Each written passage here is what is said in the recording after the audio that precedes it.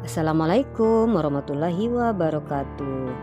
Jumpa kali ini masih bersama dengan Ibu Rosi Aryani HZ, Sarjana Ekonomi, di mana kita akan membahas pelajaran prakarya kelas 9 semester 2 dengan materi mengolah bahan pangan hasil peternakan dan perikanan menjadi produk pangan setengah jadi.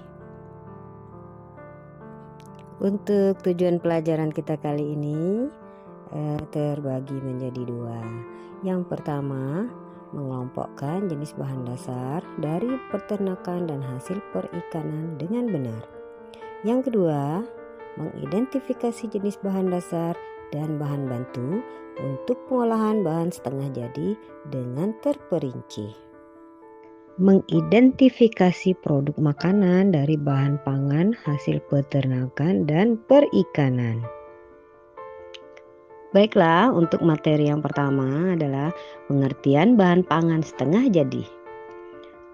Bahan pangan setengah jadi adalah bahan pangan mentah yang telah mengalami pengolahan dengan cara pengawetan secara kimia, fisika, maupun mikrobiologi menjadi aneka olahan pangan setengah jadi yang digunakan selanjutnya sebagai bahan baku pangan. Keuntungan bahan pangan yang diolah menjadi bahan pangan setengah jadi yaitu sebagai berikut. Yang pertama, menjadi bahan baku yang fleksibel untuk industri pengolahan lanjutan. Yang kedua, dapat diperjualbelikan antar daerah sebagai komoditi ekspor. 3. Aman dalam distribusi dari satu tempat ke tempat lainnya. Yang keempat, dapat dikemas lebih ringkas. Yang kelima, menghemat ruangan dalam penyimpanan. Yang keenam, mengurangi biaya dalam penyimpanan. Dan yang ketujuh, tahan lama dan lebih kuat di cuaca dingin ataupun panas. Adapun jenis bahan dasar dari hasil peternakan dan perikanan, yaitu untuk perikanan ada ikan sarden, ikan nila, ikan gabus, dan lain-lain. Dan ada juga dari peternakan itu daging ayam, daging kerbau, daging sapi, daging kambing, telur, dan lain-lain. Kesemua bahan tersebut dapat diolah menjadi bahan pangan setengah jadi. Jenis bahan bantu pengolahan makanan setengah jadi.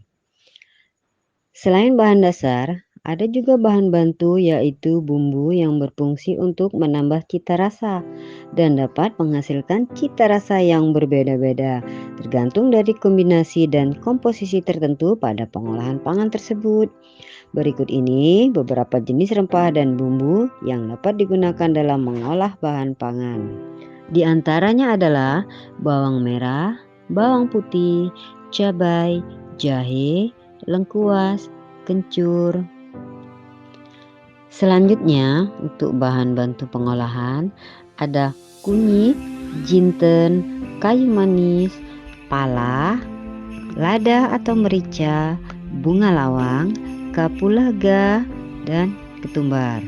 Dan juga masih banyak yang lain ya. Jenis dan manfaat bahan makanan olahan pangan setengah jadi dari hasil peternakan dan perikanan. Jenis olahan bahan dari ikan. Filet ikan adalah bentuk irisan daging ikan tanpa tulang, tanpa sisik, dan kadang tanpa kulit.